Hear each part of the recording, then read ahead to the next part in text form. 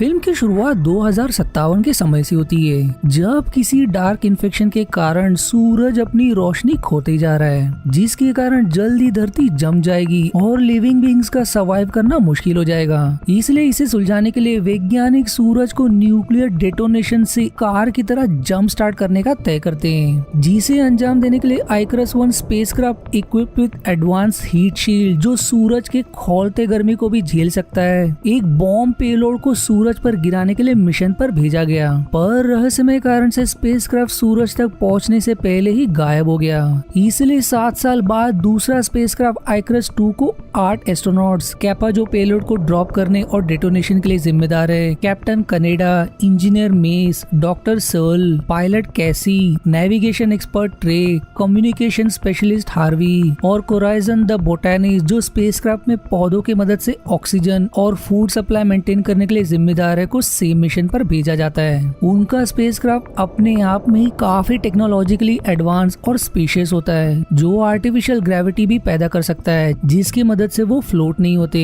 अब देखते ही देखते 16 महीने बीत जाते हैं और अब वो the solar noise called the dead zone में प्रवेश करने वाले हैं, जहाँ से सूरज की रोशनी तेज होना शुरू हो जाएगी, जिसकी हाई फ्रीक्वेंसी के कारण उनका कंट्रोल रूम से संपर्क बनाए रखना नामुमकिन होगा। इसलिए क्रू को 24 घंटे दिए जाते अपने लव्ड वंस के लिए संदेश छोड़ने के लिए। सबसे पहले कैपा ट्राई करता है, पर ऐसे गंभीर और नाजुक पल में वो अपने फीलिंग्स को शब्द में बयां करने में काफी समय लेता है, जिसके कारण वो ही सारा टाइम एग्जॉस्ट कर देता है, जिससे अब बाकी सभी अपने लव्ड वंस को संदेश नहीं भेज पाते, जिससे मेस एकदम भड़क जाता है और गुस्से में कैपा से लड़ पड़ता है। मेस को शांत करने के लिए डॉक्टर सर्ल उसे स्पेसक्राफ्ट के ऑक्सीजन रूम में कुछ समय बिताने का सुझाव देता है, जहाँ कुछ समय बिताने के बाद उसे ऐसा महसूस होता है मानो वो सच में पृथ्वी पर हो। इसलिए दिमाग हल्का होने के बाद वो कैपा से सुलह भी कर लेता है। वहीं सर्ल को सूरज की रोशनी को सीधे देखने का लगाव हो जाता है, इसलिए वो जब मौका मिले तब वो उसकी सुंदरता में खो जाता है। दरअसल स्पेसक्राफ्ट सूरज को फिल्टर करके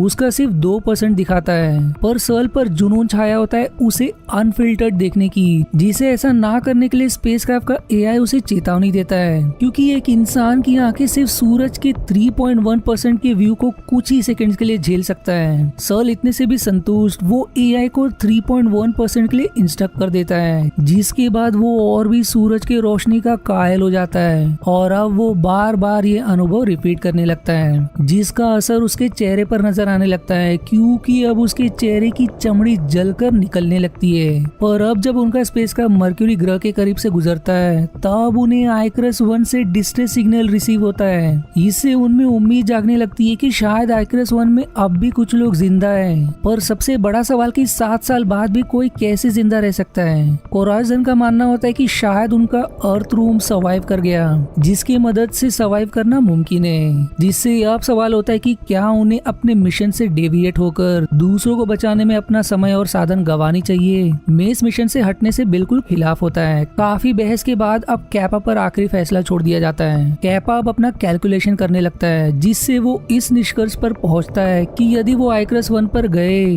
तो वो उस स्पेसक्राफ्ट के बॉम्ब का भी प्रयोग कर सकते हैं, क्योंकि अगर एक बॉम्ब काम नहीं किया तो दूसरा जरूर काम करेगा। इसलिए नेविगेशन में एक्सपर्ट रे आइकरस 1 तक पहुंचने का ट्रेजेक्टरी कैलकुलेट करने लगता है, पर वो इस इमेंस प्रेशर में एक बहुत बड़ी गड़बड़ कर बैठता है। वो अपने इक्वेशन में सनरेज के फैक्टर को इंक्लूड करना मिस कर जाता है कि जिस डायरेक्शन में वो बढ़ रहे हैं उस तरफ सूरज की झुलसती किरणें कितनी तेज होगी। इसलिए वो उन हीट शील्ड को रीएडजस्ट करना भूल जाता है, जो स्पेसक्राफ्ट को सूरज के भभकते रोशनी से बचाए रखता है। पर उसके गलती के कारण उनके स्पेसक्राफ्ट के कुछ पैनल्स डैमेज हो जाते हैं। अब इस डैमेज में वो अपने मिशन को अचीव नहीं कर सकते, इसलिए उन्हें बाहर जाकर स्पेसक्राफ्ट को दुरुस्त करना होगा। जिस जानलेवा मिशन के लिए कैप्टन कनेडा और कैपा खुद को वॉलंटियर करते हैं। दोनों भी अब स्पेस वॉक करके पैनल्स को फिक्स करने लगते हैं, जिसके लिए कैसी पहले तो स्पेसक्राफ्ट के डैमेज हिस्से को सूरज के एंगल से दूसरी साइड मोड़ देती है। पर इससे अब एक नई परेशानी पैदा हो जाती है। स्पेसक्राफ्ट का अब अनशील्ड हिस्सा सूरज को डायरेक्ट फेस करने लगता है, जहां स्पेसक्राफ्ट का कम्युनिकेशन टावर सिचुएटेड होता है, जिसमें सूरज की खौलती गर्मी के कारण आग लग जाती है। इतना कम नहीं कि अब इससे सीरीज ऑफ इवेंट्स ट्रिगर हो जाते हैं, जब उन्हीं जलती कम्युनिकेशन टावर से कुछ सूरज की किरणें डिफ्लेक्ट होकर स्पेसक्राफ्ट के ऑक्सीजन गार्डन में प्रवेश कर जाती है, जिसके कारण ऑक्सीजन गार्डन भी अग्नि में झुलसने लगता है, जो इतना बेकाबू होने लगता है कि कभी भी वो पूरे स्पेसक्राफ्ट को निगल ले। इससे पहले कि ऐसा हो, कैप्टन को एक जोखिम का निर्णय लेना पड़ता है, गार्डन में कैद सारे ऑक्सीजन को रिलीज करके, ताकि आग और ना फैले। पर इससे भी उनकी परेशानी थमती नहीं, क्योंकि अब स्पेसक्राफ्ट को मुश्किल में देख स्पेसक्राफ्ट का एआई ऑटोमेटिकली स्पेसक्राफ्ट को अपने कंट्रोल में लेकर स्पेसक्राफ्ट के पैनल के हिस्से को सूरज की तरफ मोड़ने लगता है, ताकि स्पेसक्राफ्ट का अनशील्डेड हिस्सा और जलने से बच सके। पर एआई इस डेटा से अनजान कि कैप्टन और कैपा उसी साइड में मौजूद पैनल्स को दुरुस्त कर रहे हैं। अब इससे पहले कि दोनों की झुलस कर मौत हो जाए, कैसी एआई से कंट्रोल रिटर्न लेने की कोशिश करती है, पर इसके लिए उसे एक और क्रू से ओवरराइड कमांड की जरूरत होगी। इसलिए वो तुरंत मेस को ऑथोराइजेशन का कोड एआई को कहने की विनती करती है, पर मेस के लिए 2 लोगों की जान से बढ़कर मिशन होता है, इसलिए वो ऑथोराइजेशन कोड कहने से इनकार कर देता है। पर इवेंचुअली कैसी उसे कैसे तो मना ही लेती है और अंत में कंट्रोल कैसी के पास आ जाता है। पर मेस अब अपना विचार फिर से बदल देता है और कैप्टन को परिस्थिति के बारे में समझाता है, जिस पर कैप्टन भी सहमत होता है कि मिशन से बढ़कर कुछ नहीं है। इसलिए अपनी जान की परवाह ना करके बीइंग अ कैप्टन वो अपनी कुर्बानी देने का तय करता है, जिसके लिए वो पहले एआई को कंट्रोल फिर से रिटर्न लेने का परमिशन देता है और स्पेसक्राफ्ट को ओरिजिनल कोर्स सेट करने को कहता है, क्योंकि वो पीछे रहकर पैनल्स को फिक्स करेगा। इसलिए वो कैपा को तुरंत जाने का आदेश देता है, जिसे अंत में कैपा को मानना ही पड़ता है। अब जैसे ही दोनों की ऊपर से डार्क साइड गायब होने लगती है, कनाडा कैपा को ऑर्डर देता है स्पेसक्राफ्ट में लौटने के लिए, और उसके सही समय पर सारे पैनल्स को पैच करने के बाद वो अंत में सूरज देवता के भेंट चढ़ जाता है। इसके बाद भी उन पर सबसे बड़ी समस्या होती है, क्योंकि ऑक्सीजन गार्डन खोने के बाद अब उनके पास लिमिटेड ऑक्सीजन बची होती है, इसलिए अब उनका आखिरी चारा आइकरस 1 है। वहीं ट्रे का मानसिक संतुलन बिगड़ने लगता है, क्योंकि वो खुद को जिम्मेदार मानने लगता है और आत्महत्या करने की भी कोशिश करता है, इसलिए क्रू को उसे बेहोश करना पड़ता है। इसके तुरंत बाद वो आइकरस 1 से जुड़ने में सफल हो जाते हैं और मेस, कैपा, सल और हार्वी उसमें प्रवेश कर जाते हैं, जहां उन्हें राहत की खबर मिलती है कि आइकरस 1 पर सर्वाइव करने के लिए सारे खाने पीने के साधन और ऑक्सीजन गार्डन भी सही सलामत है। पर इसी स्पेसक्राफ्ट के कैप्टन पिनबैकर के वीडियो लॉग से वो हैरान करने वाली खोज करते हैं, जिसका चेहरा बुरी तरह से जला हुआ। वो मानने लगा था कि सूरज का रोशनी खोना भगवान का ही करा था धरती से पाप को मिटाने के लिए। इसके तुरंत बाद उन्हें व्यूइंग रूम में, जहां से सूरज को सीधे देखा जा सकता है, बाकी क्रू मेंबर्स के अजीब शव बरामद होते हैं, जिन्हें देखकर साफ समझ आता है कि उन्होंने फिल्टर को टर्न ऑफ कर दिया था, जिससे उनका शरीर सूरज की रोशनी में झुलस गया।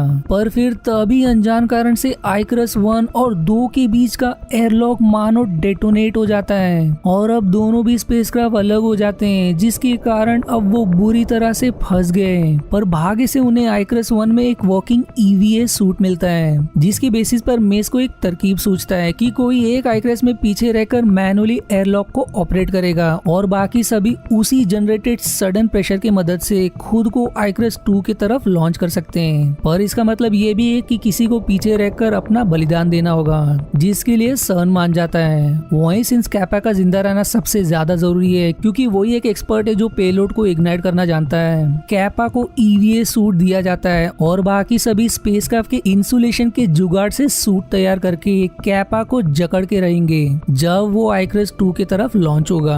अब प्लान के मुताबिक अपनी जान पर खेलकर अपने मिशन को एग्जीक्यूट करते हैं, पर दुर्भाग्य से दोनों भी अपनी पकड़ खो बैठते हैं। कैपा मेस को सही समय पर दबोचने में सफल हो जाता है, पर तब तक हार्वी अंतरिक्ष में खींच लिया जाता है और बिना प्रॉपर सूट की उसकी जमकर वहीं मौत हो जाती है, जिसका शरीर स्पेसक्राफ्ट को टकराकर उसके टुकड़े हो जाते हैं। वहीं आइकरस 1 को आइकरस 2 के शील्ड ने सूरज की किरणों से बचाए रखा था और अब जब वो उससे दूर निकल गया है, जल्दी सूरज के एक्सपोजर में सल मारा जाएगा। इसीलिए वो अपनी मौत को स्वीकार कर फाइनली अपना सूरज को सीधे देखने का जुनून पूरा करके अपनी जान सूरज के हवाले कर देता है। अब यहाँ कोरोजन की कैलकुलेशन के अनुसार मिशन को पूरा करने के लिए स्पेसक्राफ्ट में अब सिर्फ 4 लोगों के लिए ऑक्सीजन सप्लाई बचा हुआ है, यानी कि किसी एक को मरना होगा। और तभी मतलबी मेस बाकी सभी के मन में ये विचार डालने लगता है कि ट्रेन सबका जिम्मेदार है, इसलिए उन्हें उसे एलिमिनेट करना होगा मिशन को अचीव करने के लिए। पर उन्हें जल्दी पता चलता है कि ट्रेन प्लेन ने कब का खुद की जान ले ली। पर तभी एआई उन्हें अपडेट करता है कि उनके पास अब भी ऑक्सीजन की कमी है, क्योंकि स्पेसक्राफ्ट में अब भी 5 लोग मौजूद है और वो 5वां व्यूइंग रूम में मौजूद है। कैपा तुरंत व्यूइंग रूम की तरफ भागता है, जहां उसे एक बड़ा शॉक लगता है कि आइकरस 1 का कैप्टन पिनबैकर अब भी जिंदा है, जो उन सबको बिना पता लगे उनके स्पेसक्राफ्ट में घुस गए, जिनका शरीर बुरी तरह से जला हुआ, उनकी मानसिक हालत सही नजर नहीं आती।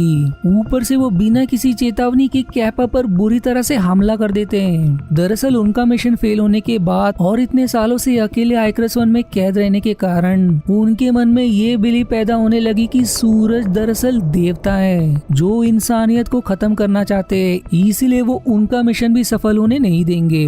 कैपा कैसे तो उसके चंगुल से भाग पड़ता है, पर पिनबैकर उसे ईवीएस सूट रूम में लॉक कर देता है, जिसके तुरंत बाद वो कोराइजन का शिकार करके उसकी जान ले लेता है। इसके बाद वो स्पेसक्राफ्ट के मेन फ्रेम कंप्यूटर सर्वर्स को नष्ट कर देता है, ताकि ये सभी अपने मिशन में कामयाब ना हो सके।